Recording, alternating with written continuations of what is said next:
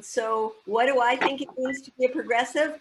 I think it means to celebrate the small victories we'll be getting. We're already getting with Biden, and I'm very excited about, whether it's ending the Muslim ban or the TPS or the rejoining the WHO and the Paris Accords. These are all fantastic things, but we have to hold out where we want to go. And I think Bernie was so good in doing that. We want the Medicare for all, the Green New Deal, the real immigration reform. We want the the free student college. And when it comes to foreign policy, which is what I work on, there are some really good possibilities with getting out of the war in Yemen and ending the U.S. support for the Saudis and and rejoining the Iran nuclear deal, things like that. But we're going to have to fight Biden on a lot of things, including the Pentagon budget, the whole U.S. empire with over 800 bases around the world, the new Cold War with Russia and China. And I think it's important now to point out to progressives, it is not a progressive position to be in favor of a Cold War with Russia or China, of course. That only gives justification for continuing with the wild Pentagon budget. And just a couple of other things I wanted to mention. I think we pressure everybody. Of course, we got to do a better job at pressuring the horrific Rick Scott and Marco Rubio's, but we also have to pressure the middle of the road Democrats. And at times we have to pressure the squad. I was part of the group that said push the squad to force Nancy Pelosi to get a vote on the floor for Medicare for all. Our job is to always keep pushing. And also our job is to go against that false narrative of don't look back, only look forward. We need accountability, and that means impeachment. That means accountability for the Congress people who went along with this whole ridiculous issue about fraud in the elections. And it also means no false unity, only unity around the principles. And around those principles, there might be people in libertarian, Republican, whatever, around the issues we want. That's where we go for unity, not a false unity. Thank you. Thank you, Medea. Quick summary, we're taking notes. Medea, our first panelist, wants you to remember that we have to rejoice with small victory. We have to hold each other accountable. We have to focus on Medicare, free student colleges. She focuses on foreign policies and also pressure any bad people that are elected. And she mentioned two examples of them, Marco Rubio and also the governor. She also mentioned that we need to pressure the squad and not go with false narrative, and also come with a true sense of unity. Those were the point of our first panelist. The meeting tonight is being recorded, and this is the first of a series of 3. Now I'm throwing the balls at my colleague and co-chair of the Education Committee, Miki, that will introduce the second panelist.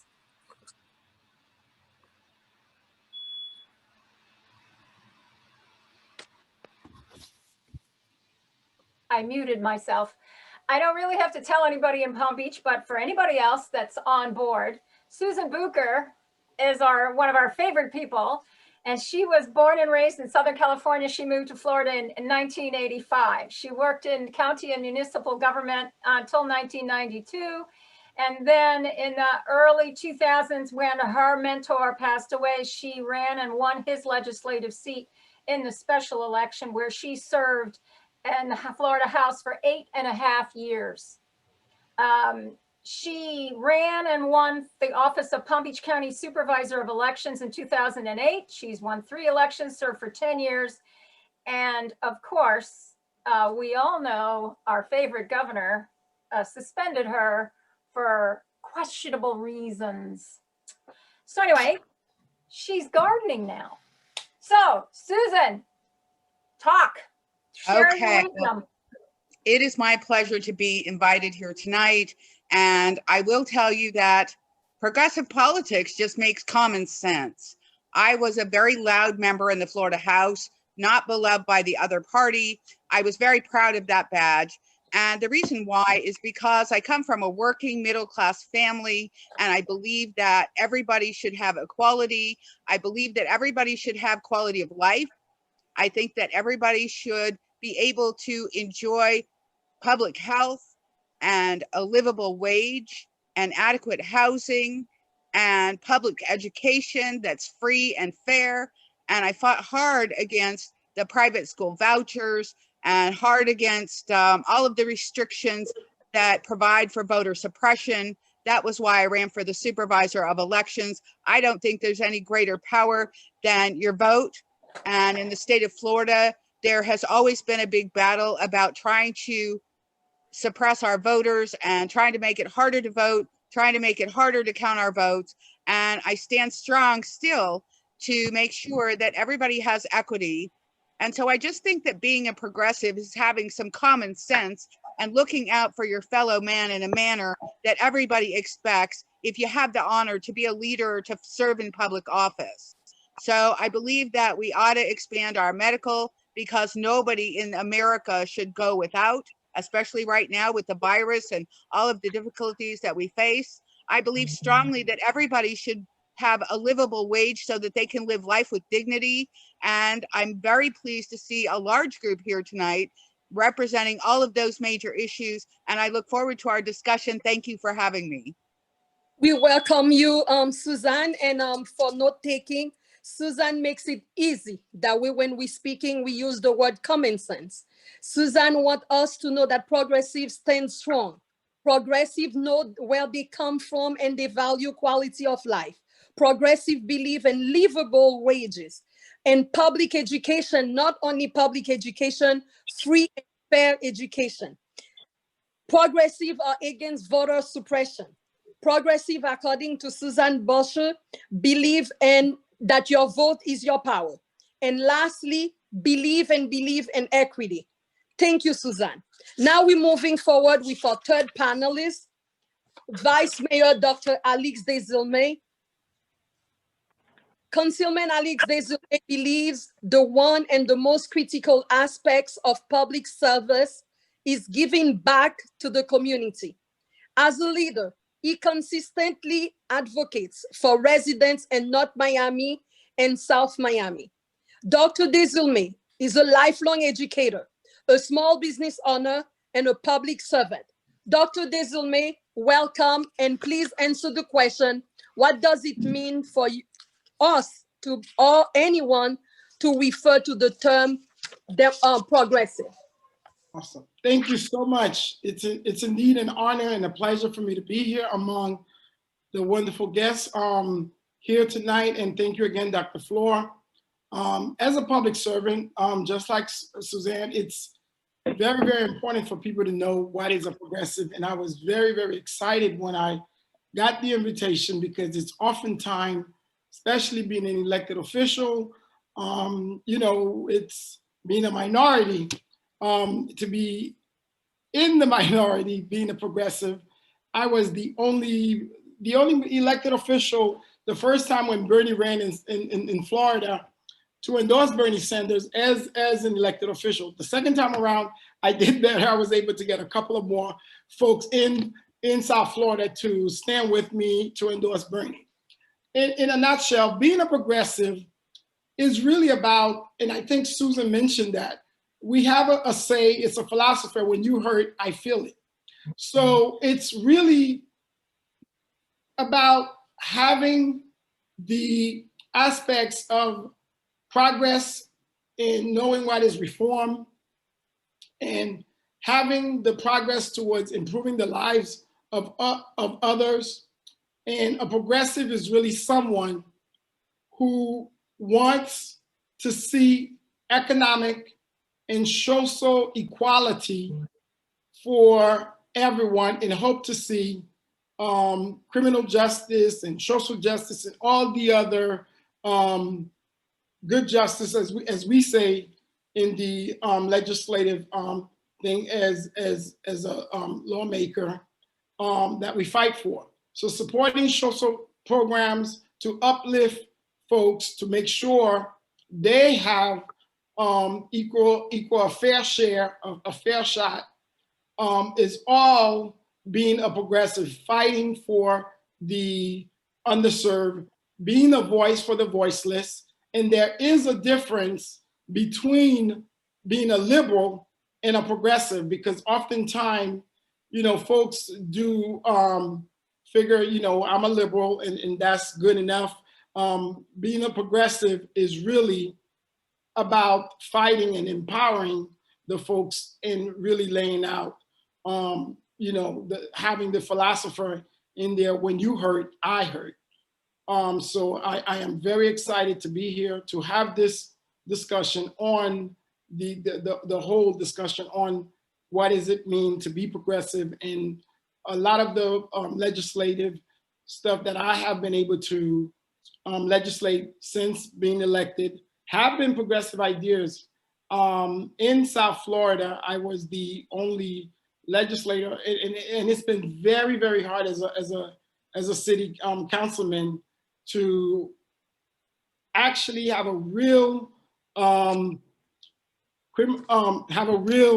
police reform CRB within the city of North Miami, which was one of the hardest piece of legislation I had to fight since I've been on the city council. And that's really what progressive is all about, is really putting your words and your action together. So I am very excited to be here and to talk a little bit more about what does it mean to be a real progressive. Thank you. Thank you, Vice Mayor. Mickey, our fourth panelist. Kashamba Miller Anderson has served on the city council for the city of Riviera Beach since 2015. And in her spare time, she founded the J.D. Anderson Construction Company. And she's also the assistant principal for with the Palm Beach County School District. So she's got a lot of time on her hands. Anyway, she's obviously very big into education, and she's going to tell us what she's thinking. Good evening, everyone. As Nikki just said, I am deep rooted into education. I come from a family of educators, and so being a progressive, education is at the top of the list. Being able to provide quality pre-K to college, high quality education is something that is very much needed. Being able to pay our teachers well above what they're making now.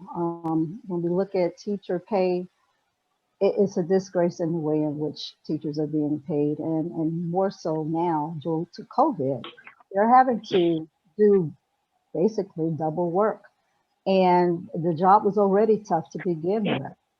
Also, what I think we should be looking at is having a tuition-free, at least community college, being able to give that fundamental leg up in terms of going to higher education.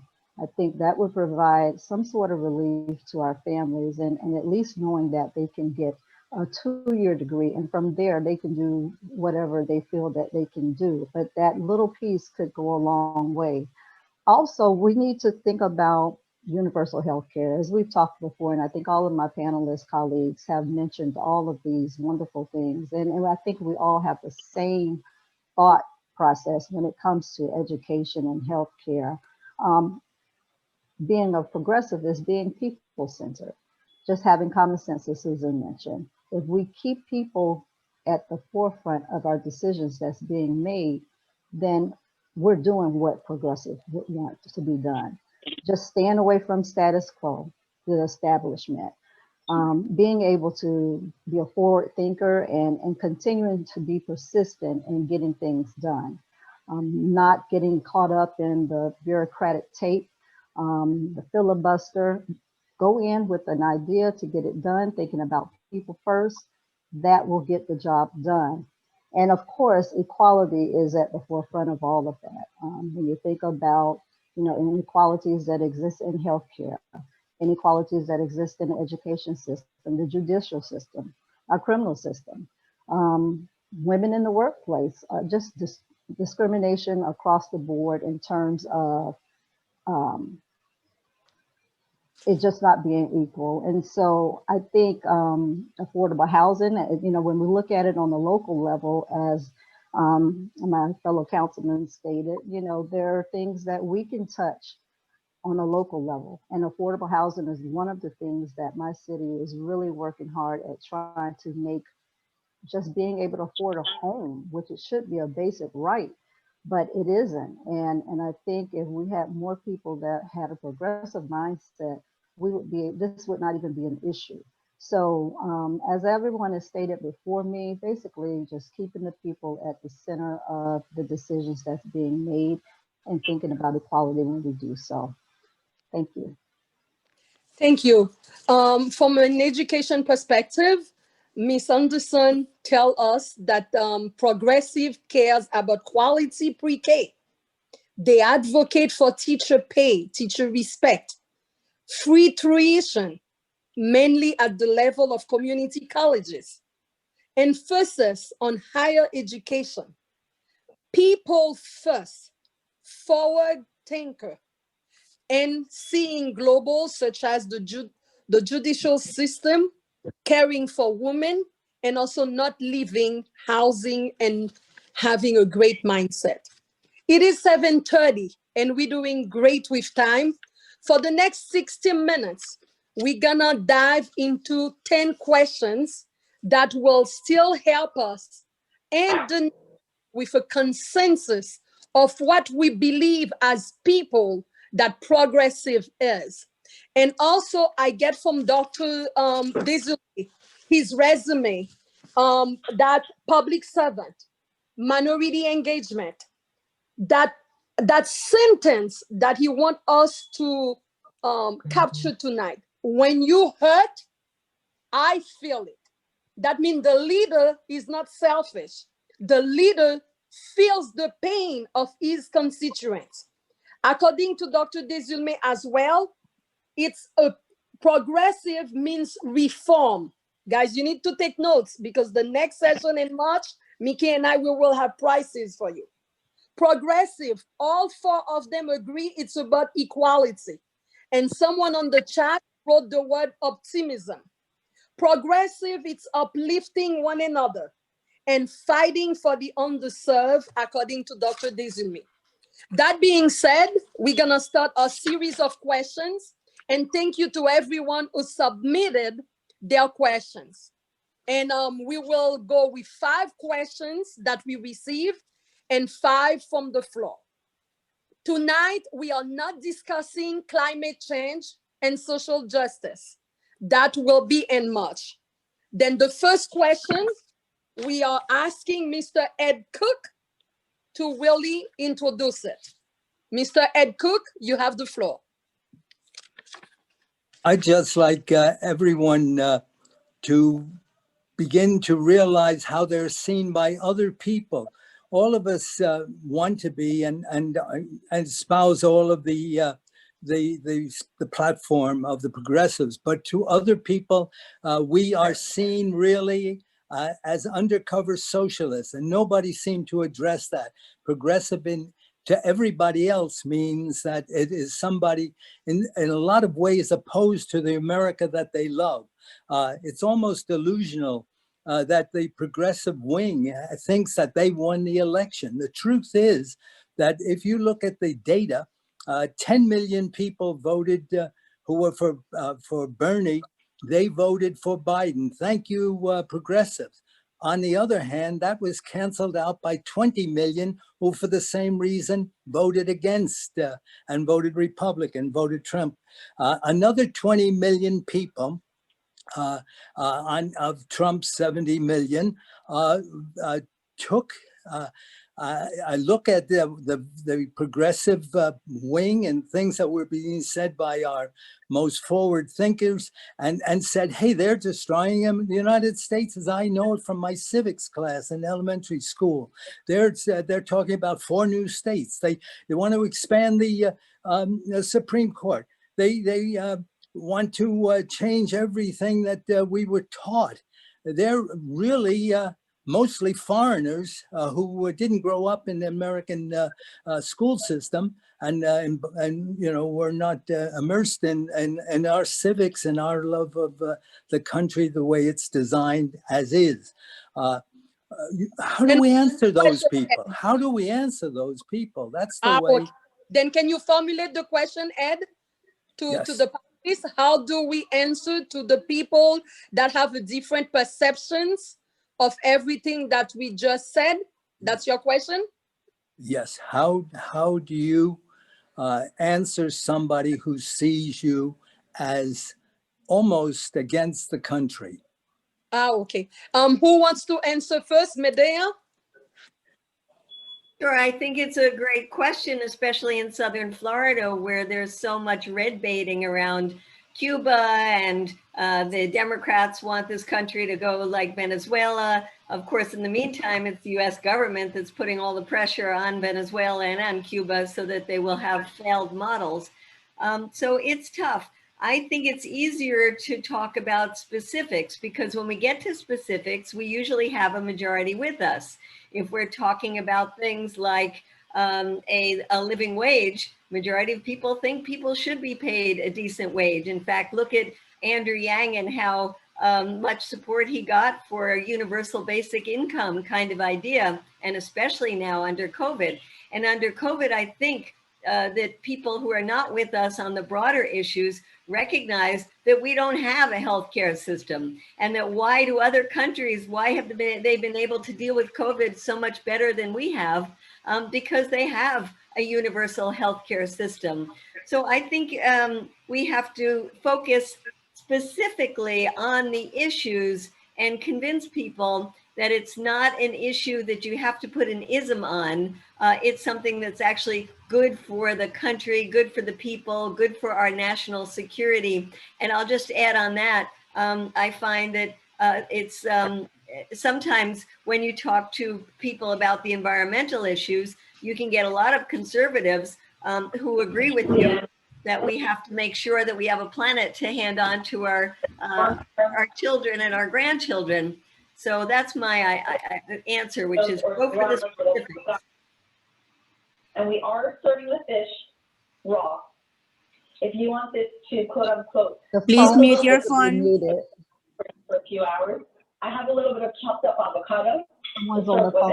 You can mute. Because One, we're doing good. We want to compliment everyone for keeping their phone on mute.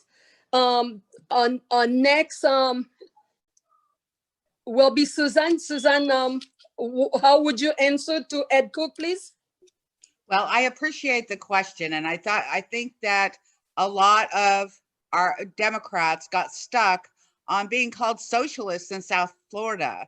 And I think it's a matter of public education. You know, it's scary and it sounds good on the other side to accuse the, you know, progressive Democrat of being a socialist. But what is a socialist and what are we doing here? And so I think that we have to point out that socialism is not something that we espouse. It is something that they made up against us to try and win elections.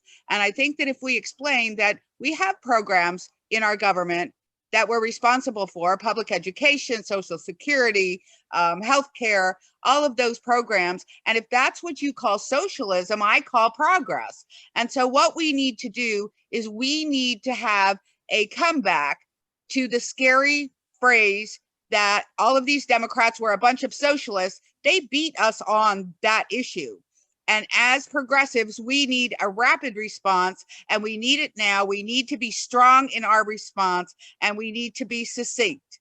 So I appreciate the question. And I think it's just simply a matter of demonstration and public education. Educate the voters so that the other side is not just scaring them to gain their vote. Can I, Dr. Flor, can I add something? Go ahead. Yes, but also we want to acknowledge, to support what Suzanne said, that Laurie Woodward wrote words plus action equal progress. Then it's not only talking, it's having a rapid response. And that's what Suzanne just said. Vice Mayor? Yes, sir. Yes, ma'am. And to piggyback on what my panelists just said, I also think we have a problem as Democrats, and we got to realize that our messaging is wrong, because they have taken the message of us being a socialist, us being whatever that they could throw, and they have ran with it. For example, we have been our own worst nightmare. This idea of us being progressive and saying defund the police. And when I heard the slogan, and I called a couple of my progressive folks around the country, and I said, wait, what does that mean? Because I know I need the police. You got to tell me, what does it mean? And when they tell me exactly what they're trying to do, they talk about reform the police. I said, well, why don't you just say reform the police?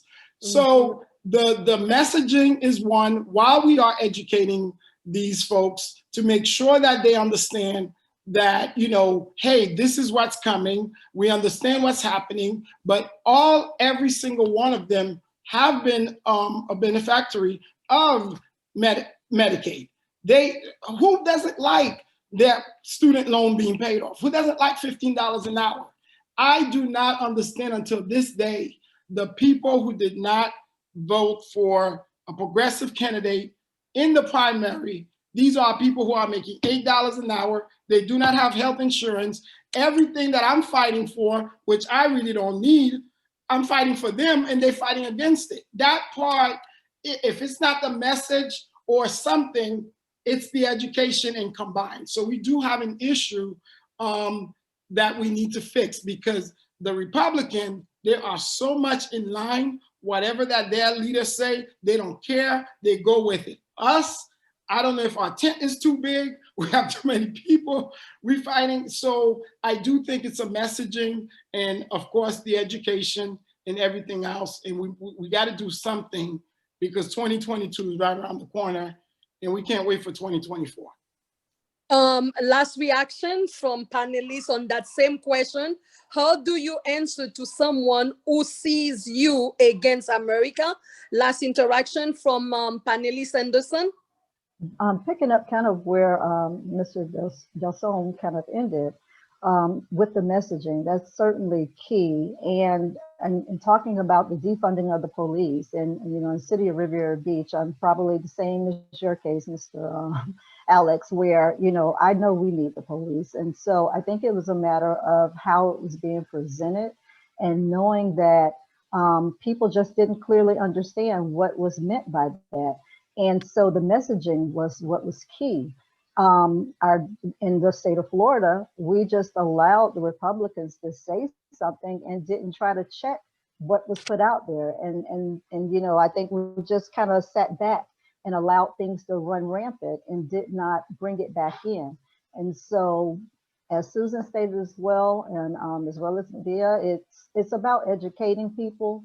I can't say that enough. We need to make sure that we get ahead of things and not just sit there and react all the time. We have to be proactive in getting that message out. As you stated, who wouldn't want $15 an hour?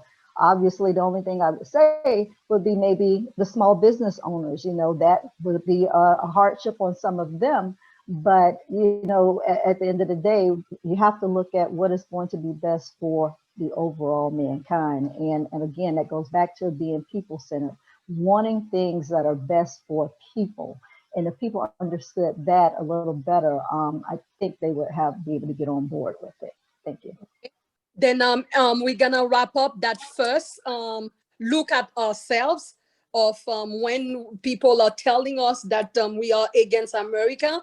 Then I see the reactions in the chat, and so Mickey, in general, is that you yourself, guys, you are saying that Democrats are way behind in messaging, and we have to work on it. Now I'm passing the ball to you, Mickey, to introduce the next individual for the second question.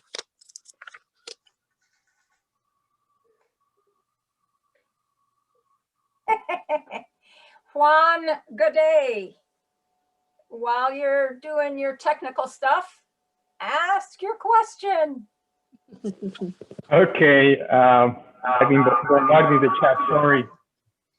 And so I have a simple question. It just seems like progressive has a range, right? So how progressive is improving our healthcare? Is Obamacare progressive? Does it have to be Medicare for all, single payer? Are there any other options that will qualify as progressive? So people may fall in this big range. Where does it start and where does it end, right? That's my question. I'd like to know more, and how can this be presented easier to digest for everybody? Ms. Anderson, you're the first one to react.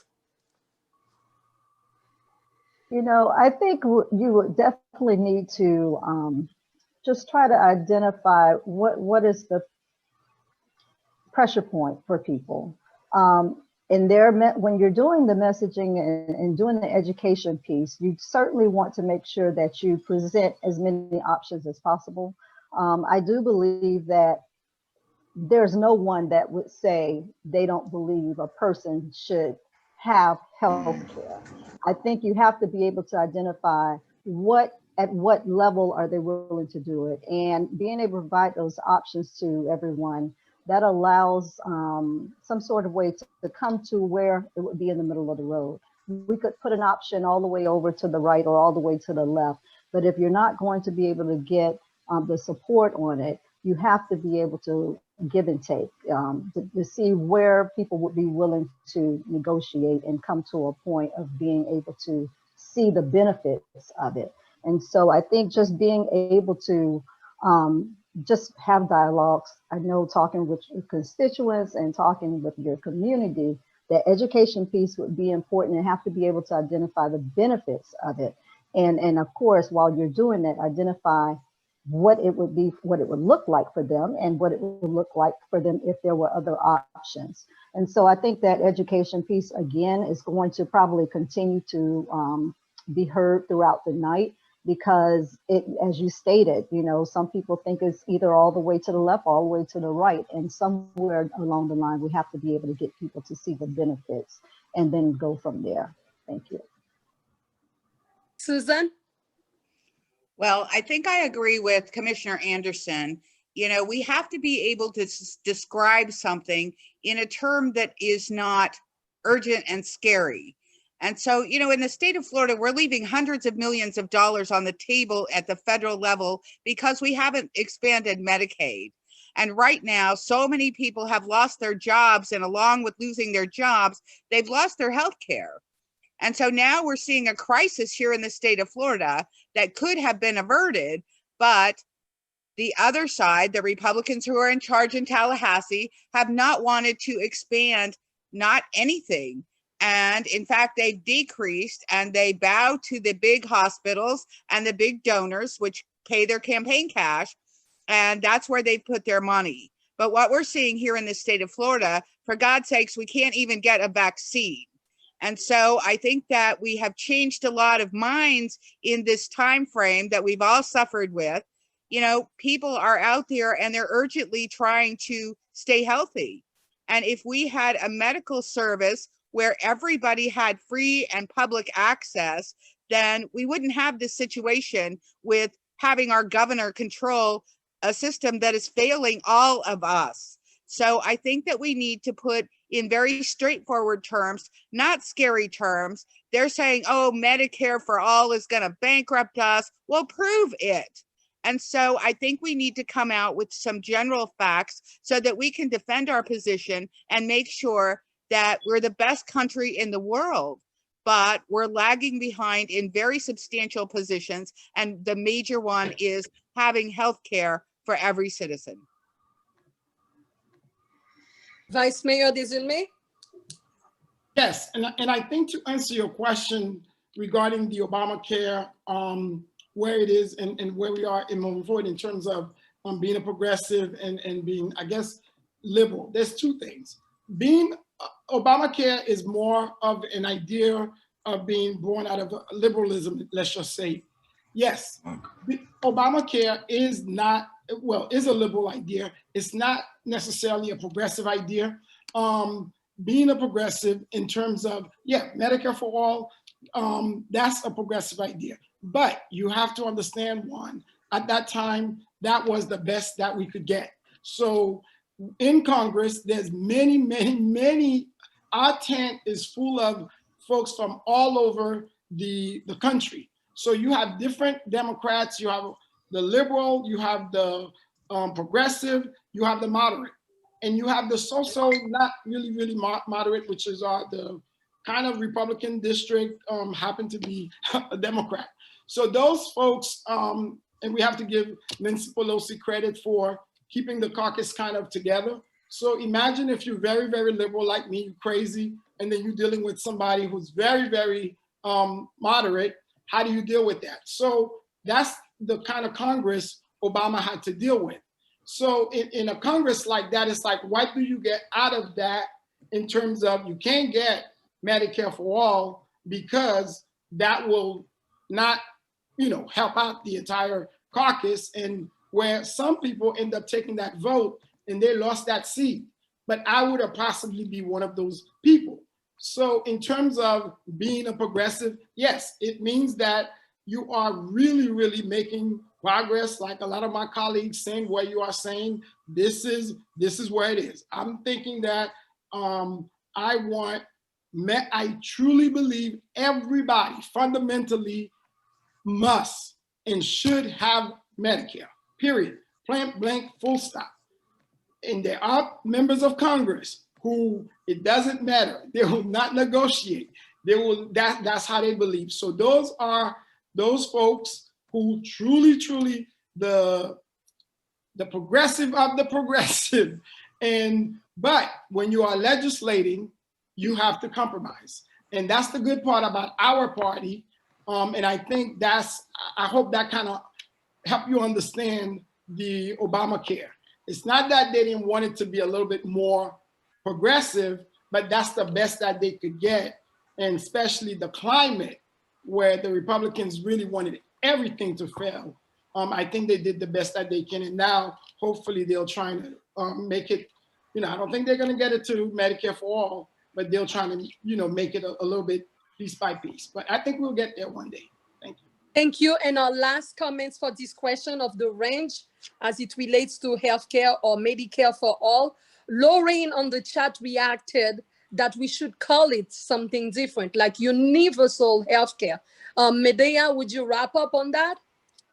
Yeah, Juan, I think it depends on what role that we are playing in the social spectrum. And the people who are elected officials and those of you who've talked tonight recognize that you have to make compromise, but you have to make compromise from what position? And then the burden is on us on the outside. How much are we putting the pressure on the people on the inside so that the whole conversation moves to the left? Right now we're in such a conservative mindset as a country, but we have to change that. And look how the environmentalists, particularly young people, have been out there protesting so much that the whole spectrum has moved around the Green New Deal. And we have to be doing that now. It's tough getting out on the streets and demanding healthcare when you're in the middle of a pandemic, but we've got to do that. And I want to give one other example, which is around education. And Susan, I hate to say this, but we're not the best country in the world, and we shouldn't put that forward. We are a wonderful country, and there are so many other wonderful countries in the world. And when you look at things like the education system in other countries, I've been to so many poor countries where it's not only free education up till becoming a doctor, but also a stipend for you. Where in this country, we're just talking about, can we have some 2-year colleges that are for free? So we've got some really bad policies in this country, and it is really up to us, like FDR said, make them do it. Those of us on the outside have to be better organized and mobilized, and any disappointments we have to reflect on ourselves for not being strong enough and effective enough in our organizing to make them do it. Thank you. Then in conclusion, for that part of healthcare for all, then what is the consensus? Would there be a compromise? Should there be a compromise, or are we gonna still continue asking for Medicare for all? Well, we should, but the problem is, and I'm afraid our tent may be too big, and as big as our tent is, one thing that we did learn with the last occupant of the White House, and and at least what we should have learned, and I don't know if we actually learned that. Well, we'll see. They all were united behind him, no matter what, 98% of the time. And I don't know if we're going to do that. And it doesn't matter if the idea was good or was bad.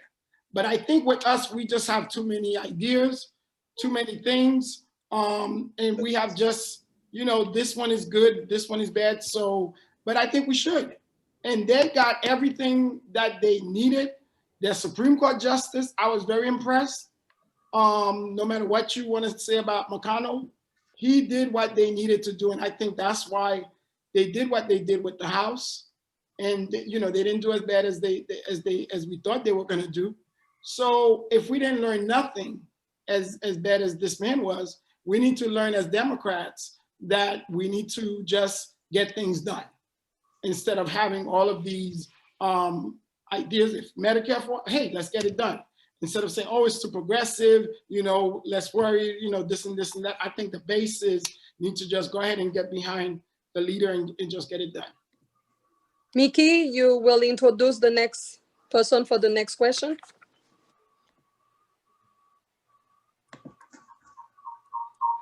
Next person is Gabe Ignetti. So Gabe, hit it.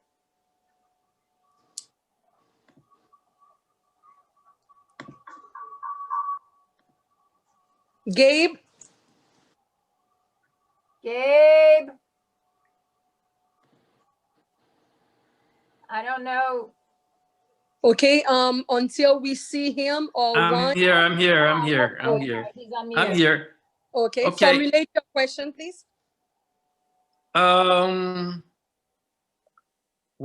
I don't know what the question is over here. Yeesh. Maybe you want to say it because I don't know what that I don't know what the question you want me to ask.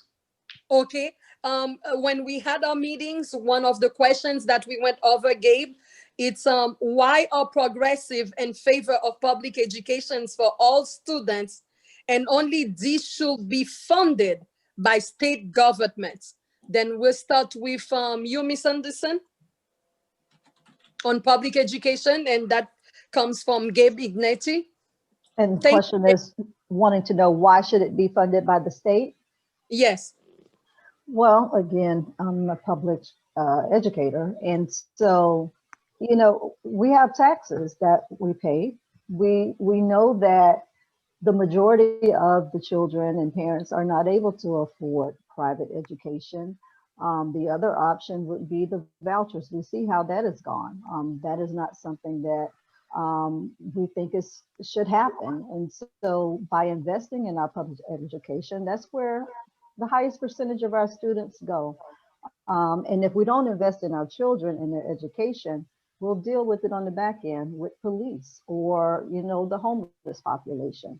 And so because we're putting into it, we're also we're funding it basically with our taxes. We're working every day. We have parents that are unable to put in the extra amount of money to be able to go to private schools. So the best thing would be for us to reap the benefits later on down the line is to continue to pour into our public education. Majority of the people, that's where they go. And if we don't do that, we will definitely have to deal with it on the back end in a very negative way. Vice Mayor Desilmé, on the issue of the state government, should they be the one to fund public education? Yes, as an educator myself, I totally agree with Ms. Anderson.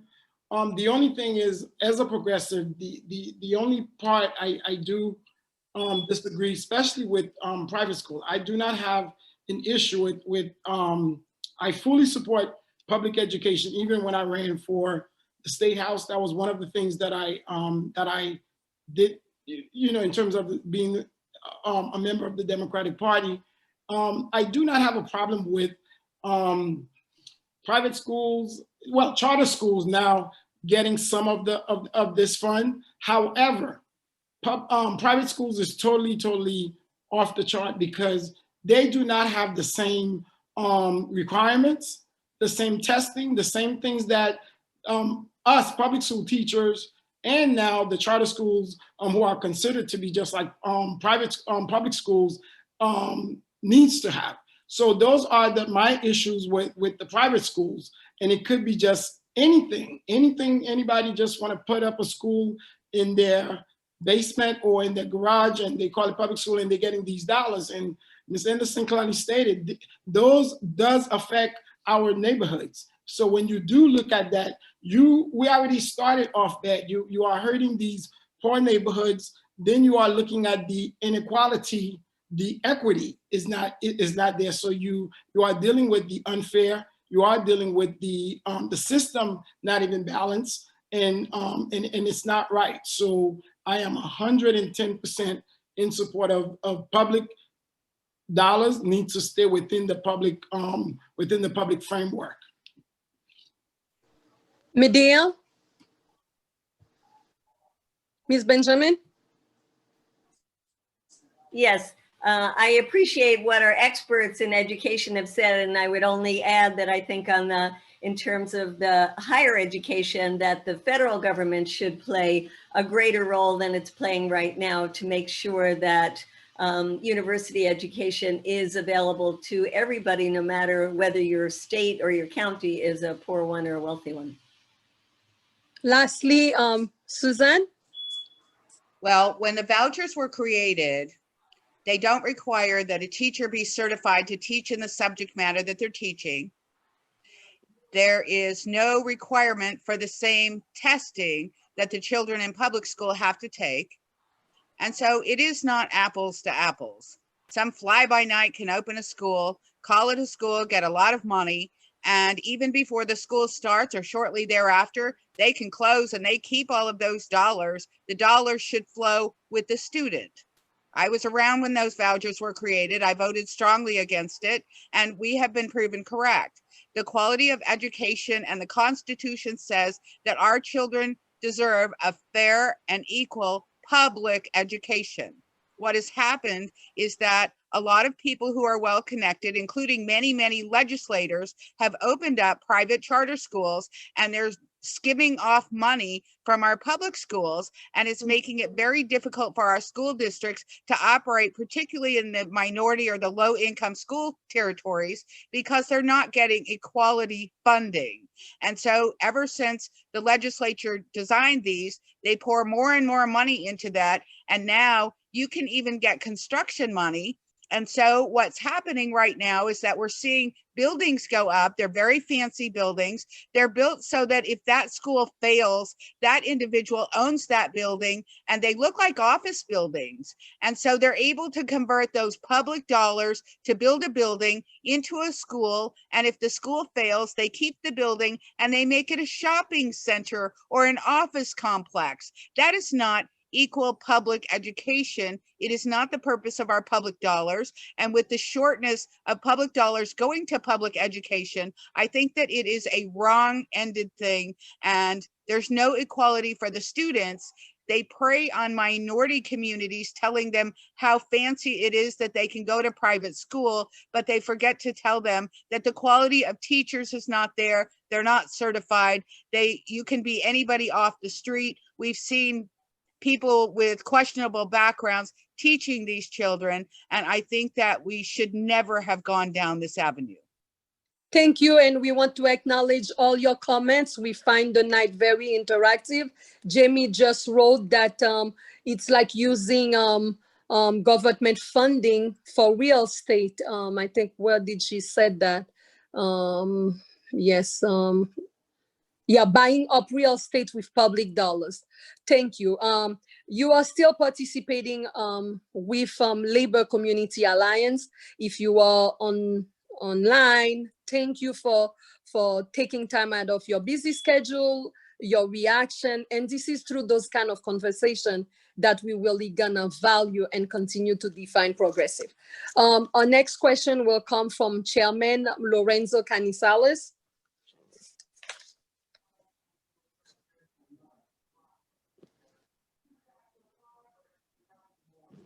Chairman? On mute. On mute, Lorenzo, please. Okay, thank you. One of the aspects of that created so much commotion in the struggle between Trump and Hillary and these last 4 years with Trump has been the question of foreign policy. And we basically, in the main, believe that during the 4 years of the Obama administration, we had somewhat of a liberal foreign policy. I mean, there is many examples that could be used to say the contrary. But in terms of several things, we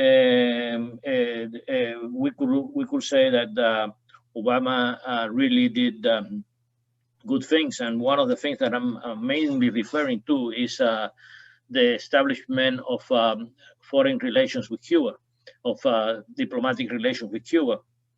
Certainly was a major change in the foreign policy.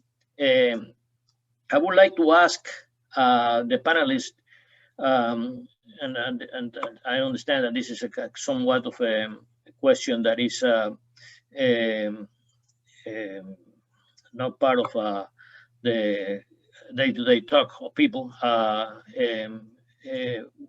If they believe that Biden will continue or move forward even that progressive views that were expressed during the Obama years.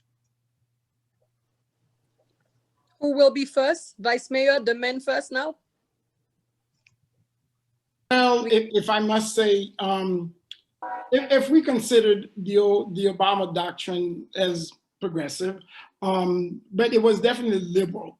And I would agree that the Cuba was a good one, but I think we did see a lot of accomplishments when we look at the Obama foreign policy, but certainly one of the most acknowledged, or one of the most one that we all could remember, was the Obama, the Osama bin Laden, ordeal. And then, of course, we're looking at the step that was taken during the Obama year with the Iraq and Iran deal that was made. But there were a couple of, I don't want to say just because it's Obama when it comes to foreign policy, I would say there were a lot of things that I wouldn't say that was too I don't want to use the F word, that was too good in terms of that. The highlight for me was the Osama bin Laden, the Cuba, a couple of the good doctrine, but I think there was probably way more when it comes to on the other part of the spectrum when it comes to the foreign policy in terms of Obama. Now, I am very hopeful because I believe that our stand around the world certainly way decreased with the last occupant of the White House. Folks from all over. I am the chair of the membership committee with Sister City International, and I traveled throughout the world, promoting Sister City from other countries. And one of the things that I was very careful with when I did travel is under the last president, is when you are meeting with these folks, when they talk about the achievement of the last president and this particular current president, and they talk about what diplomatic relations that needed to be done, et cetera.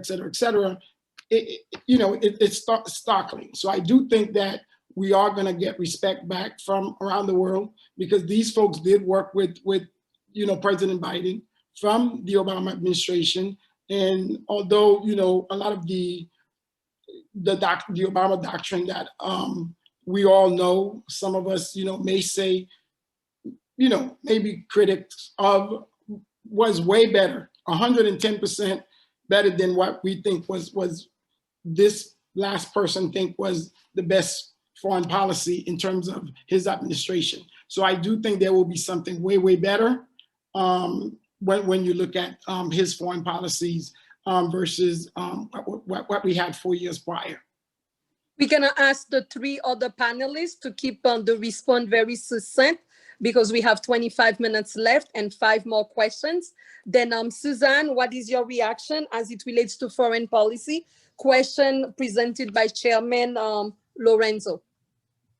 Well, I think the question was more directed at Cuba, and certainly here in South Florida, we have a lot of population with family, and it allowed people to go and visit. It allowed them to provide for some additional financial benefits to and from their families. And I know that there was a lot of benefit. I don't see that it is an eminent issue on President Biden's agenda, but I do believe that there should be some easing of the restraints that were under Trump, because we do have a lot of issues that with family members. And I will tell you, Cuba has suffered greatly not having the influx of those families and the dollars that are sent over there. I am opposed to providing the government dollars to operate their policies in Cuba, but I do believe that family members ought to be able to go to and from. Medea? It's hard for me to be short because this is my area, but I'll try. Lorenzo, I want to take a little bit of exception because there was so much under the Obama years that was terrible on foreign policy. The good things were Cuba and Iran, but it was under Obama that we got the US support for the Saudi war in Yemen and lots of arms sales to human rights abusers. We had the invasion of Libya. We had drone warfare, which I wrote a whole book about. And it was under Obama that Venezuela was called the existential threat that led to the kind of sanctions that we have now. So we need something better than Trump and better than under Obama. And I think that, you know, South Florida plays such a crucial role. And unfortunately, we have the loud voices of the Cuban Americans, Venezuelan Americans. We need to have an opposing voice that does exactly what Susan says, that shows that it's Cuban Americans who are hurt by these policies as well as their families. And one positive thing that I see happening is that the Biden administration put out a directive on how they're going to deal with COVID globally. And in that was a section talking about how sanctions, a review of how sanctions are hurting countries like Cuba, Venezuela, Iran, ability to deal with COVID and take appropriate action. So I think there's an opening there for us to push. Someone reacted that interventionism should stop because the US tend to, as part of foreign policy, to intervene in all countries' politics. What is your say on that, Medea? Absolutely. In fact, what we are pushing is something called a new good neighbor policy that takes off on where FDR was calling for non-intervention, but really making it non-intervention, mutual respect. You don't have to like another government to be able to deal with them. And so I think we need this idea of a new good neighbor policy that would change the perspective of US now, even under Biden, saying we have to be at the head of the table, we have to lead the world. No, we need a round table where we get together and we talk with each other without interfering in their internal affairs.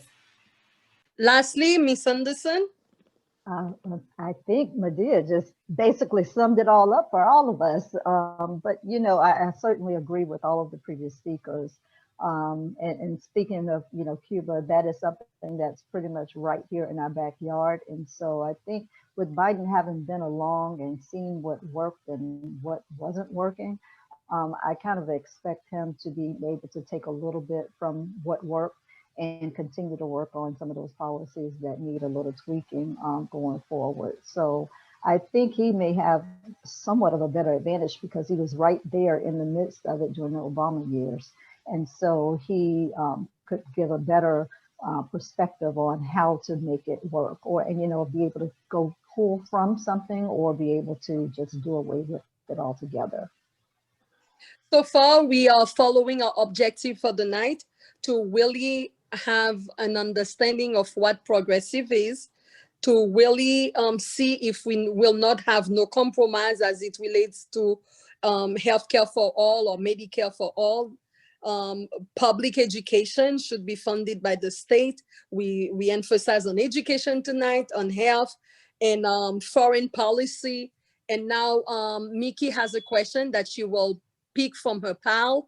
And after that, we will open the floor for 4 questions. That way, people on Facebook and participants can really have their questions. But for those 4 questions, we will not have all panelists interacting. That way we keep time and you don't get tired, and you send us your feedback from the first discussions and we learn and make it better for the next one.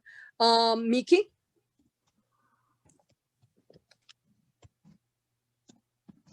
So I'm going to ask a question of 1 question for both of my panelists or 1 question for each? You can have 1 question for both of your panelists. Okay.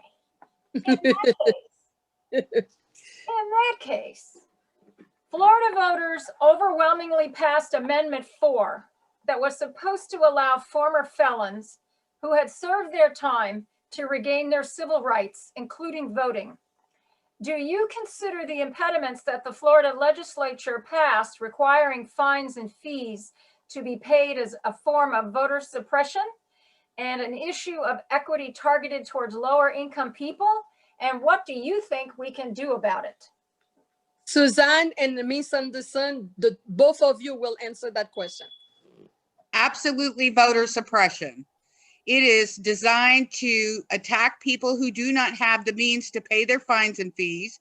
And what can we do about it? We can work our butts off to get the list of felons in each of our counties that land with the public defender once a quarter, and we can try and contact those citizens. And there's a waiver program in all 3, Broward, Miami, and Palm Beach. There's a waiver program that we can transfer their fines and fees into civil fees and return their civil rights, get them a driver's license, register them to vote, and make sure that they come out and vote. Absolutely voter suppression, once again, designed by Governor DeSantis. I certainly agree with that. Total voter suppression, and thankfully we have Public Defender's Office here that is in support and that's here to try to make things better. And so based on what Susan just stated, we have to play a role in that and be able to reach out and have a grassroots effort in trying to get those people with the information in their hands so that they can go and get that taken care of. Because if we don't get that to them, they will continue to think that they're just stuck. And because the laws were designed that way to pretty much block them from being able to get back as on the rolls, we have to do what we can to educate them. And thankfully, we have an opportunity for them to be able to overcome the roadblock that was placed before them. Thank you. And now from all of you participants, we will take 1 question now. You can raise your hand. Then we'll take 3 questions. We'll go with the order that I see the hands are raised.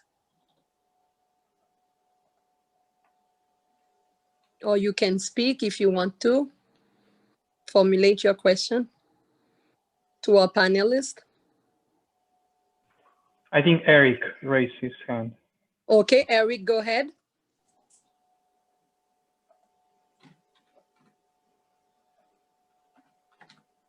I think Gladys is speaking, but she's on mute. Okay, Eric, Gladys, and 1 more. Eric, you first. All right. 1 second just to pull up my questions here. Thank you.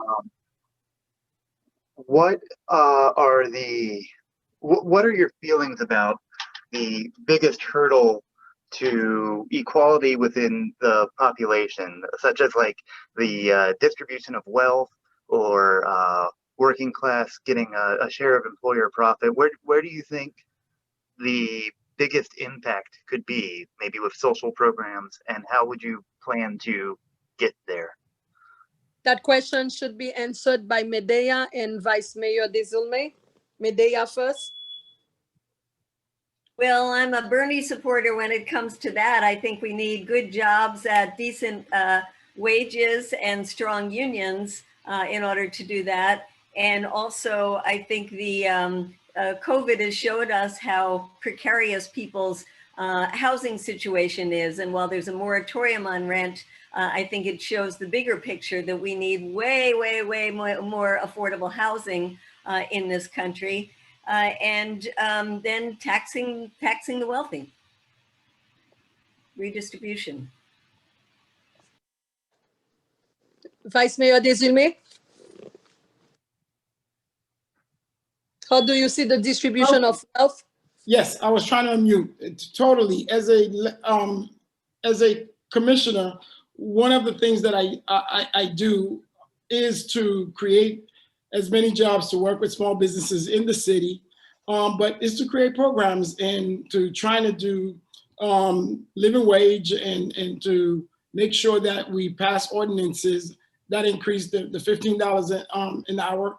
And when it's not at the time where, where if the city manager say, well, we can't do $15 minimum, we're trying to do as much as we can. So I do agree with Medea, is the distribution of wealth, but not going after folks in terms of what needs to be done. But so definitely in terms of that as a Bernie supporter. So I totally in agreeing with that. Okay. Gladys, what's your question? On mute. She has to unmute. All you have to face for. I'm doing it.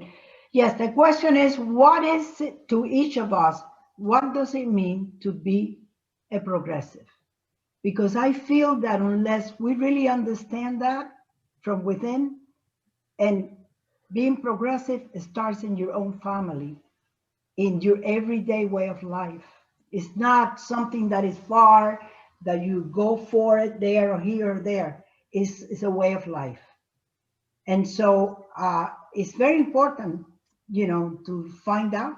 I think that is an important, because unless we know what does it mean to be progressive for each of us, because some people might say I'm a socialist, others might say I'm just a Democrat, others are independent, Republican, but what does it really mean to be a progressive in each of us?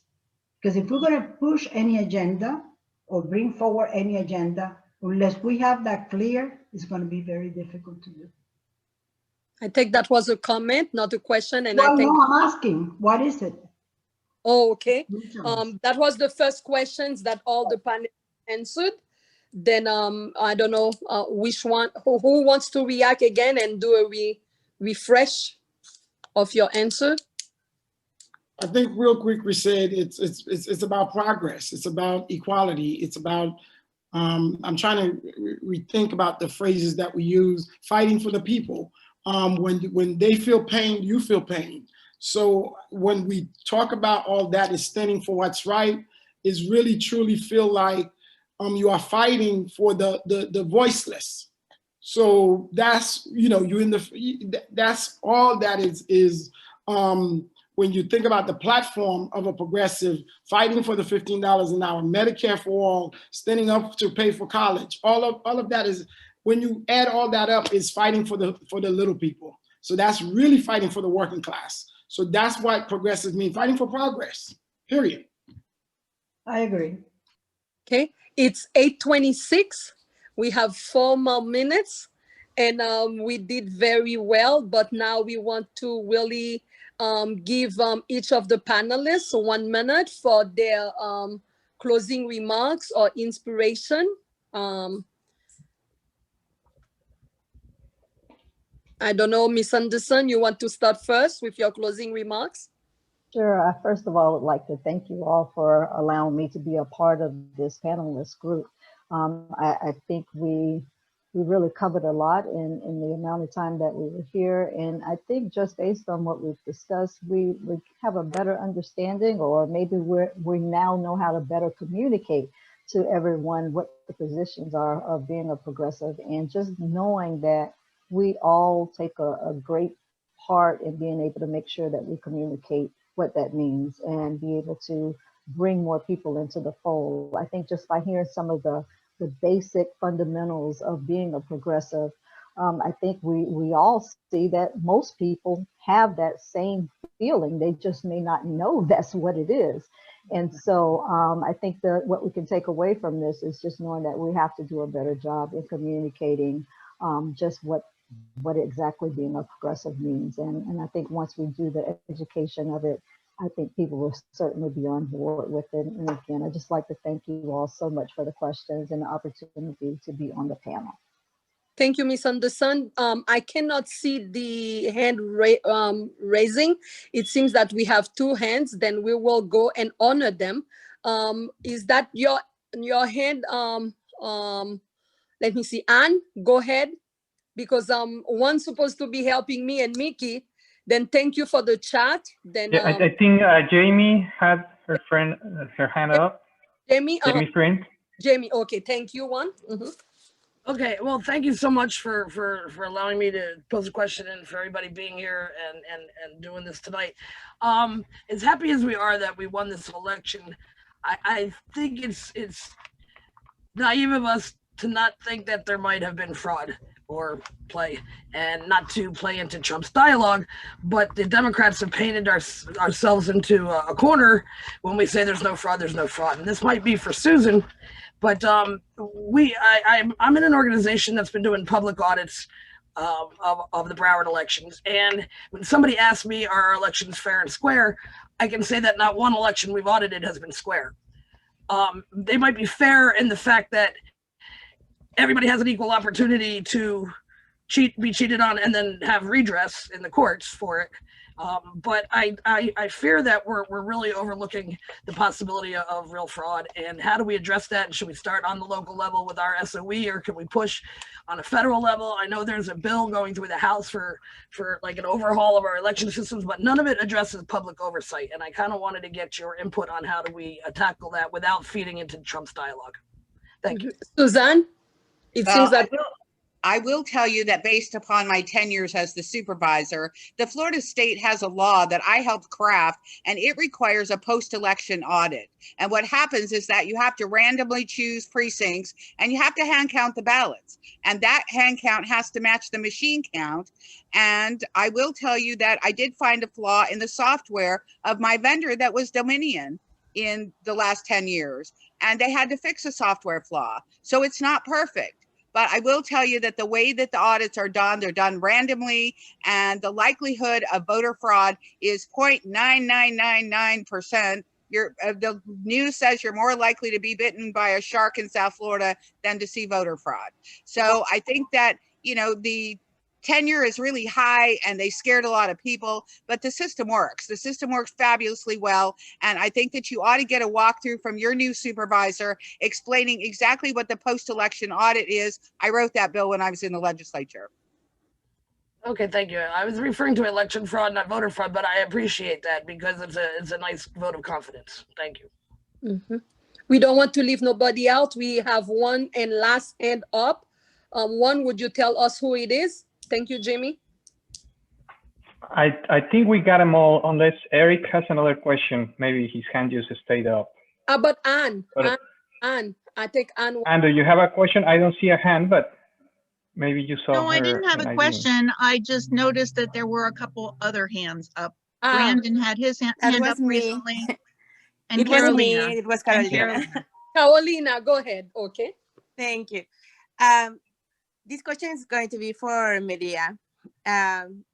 What I see with the Democratic Party is a constant, what I call a betrayal of progressive and left values.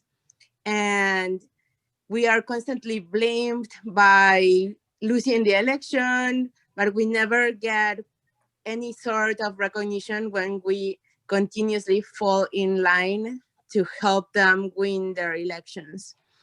What I see is that in our speeches, in what's coming from the establishment as Democrats, is constantly moving toward the center, trying to appeal more to those Republicans that are a little bit more to the center, or people that are in that center. And at the same time, they attack us on the left. They do nothing to stop or to educate about socialism, what it means, what we stand for, and they feed on this ideology that we are basically the enemy and that we're fighting for values that are un-American. So my question is, do you agree with this? And what do we do to educate our own party so that they stop these attacks? Yes, I totally agree with you. And I think what we do is we win new seats with very progressive people. And I'm very excited that now the squad has opened people like Cori Bush, who's spectacular, really from the grassroots. We have Jamal Bowman in New York, who's also spectacular, a teacher who's got really radical politics. And these people are not afraid, like some of the older, even progressive Congress people are, who've kind of fallen in with the system. And so I think we need to have their backs, and we need to primary a lot more of the Democrats so that they don't push us aside, and they recognize that progressive politics are really popular. I mean, look at AOC. She's the most popular congressperson there is. So I think we've got some great people to work with, and we should just keep showing that progressive values are popular values. And if you don't get on board, you might very well lose your seat in Congress. Thank you. And Medea, you can share your final remarks now. Well, you know, it's interesting. We didn't talk at all tonight about white nationalism and the threat of that. And I just read today about how West Palm Beach is now the center for some white nationalist group that set up headquarters there. And we certainly know that Donald Trump is down here. So we have a really interesting maneuvering to do right now between putting pressure on the Biden administration to be more and more progressive, while we push against the cancer of white supremacy that exists, and we saw its manifestation in taking over of the Capitol. So I guess my last thought is to say, let's, as Bernie Sanders says, he doesn't know people don't chew bubble gum anymore. He says we can chew bubble gum and walk at the same time, but we can. So we have to push back against the horrific white supremacism, and at the same time be pushing the liberal Democrats to be more and more progressive. Suzanne, your closing remarks? I just want to thank everybody for having me tonight. I'm very pleased to see that there is a large group of progressives, and I just want to urge you to continue the fight. You know, the power is with the people, and we tend as Democrats not to have a ready bench of candidates to run for office. I am bound and determined to get this governor out. I have some bone to pick with him. And we have a senator that does not reflect the views that I think the majority of the citizens of Florida do reflect. So we have a lot of work to do. And so the low-hanging fruit is, let's go after those returning citizen felons. Let's get their rights back. Let's go after new Americans that are being sworn in. Let's get them registered. Let's get them educated about the process. Let's take that big money out of politics. Let's make sure we're involved in redistricting. Let's bring our voice back to the people and make sure that we will represent the voice of the people, not the voice of the money anymore. And the men will speak last, Vice Mayor. Indeed. Again, thank you so much. It's a pleasure to be on the panel with such an esteemed group of ladies tonight, and thank you so much for inviting me. And I think Susan and Medea and Ms. Anderson says it all. You know, one of the things that, you know, Bernie would ask me would, why in the first time when I ran in 206 that you supported me, because I know it had to be hard because everybody was supporting the establishment candidate, and being a Democratic establishment, and I was an establishment because I was in the party being a little boy, you know, and it was very, very hard. And I said to him, I said, listen, one of the things that I did do, and the reason that I did chose you as an elected official, I did my research. You have to look at people based on what they have done. Look at people for, and that's for Gladys, and when you ask for what is a progressive, look at people's track record, look at people who are in office, their voting record, and everything that Suzanne just talked about. That's a real true progressive based on what she has said, and she is ready to fight. So you could tell you got some soldiers in here. Again, I think we are ready. We need to mobilize, and we need to find our voices, because I do think as Democrats, we need to, now that we do have a new chair in Florida, we do need to find a national voice, and we need to find a message that would resonate with Florida voters, because we have a lot of people who are independent, and I really don't know why they're independent, but that's because we are not giving them a message, because it's mind-boggling, as bad as this man was in this White House, that you'll have people who would think that they will vote for him. So let me say this very clear. I do not want us to think that we did anything extraordinary. We need to reflect. We need to figure out what we could do better to come up with a message to have those people to come over, because we do have that message. We just need to formulate it.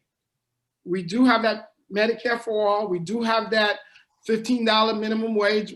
We just have to put it together. And we just need to do what we do, and we'll be out. Thank you.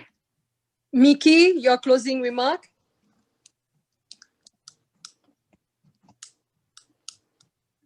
I just want to thank everybody for coming. Our panelists were fantastic. This is a very intellectually stimulating conversation, and I hope it motivates everybody to get up off their rusty dusty, in case they haven't already, and get involved.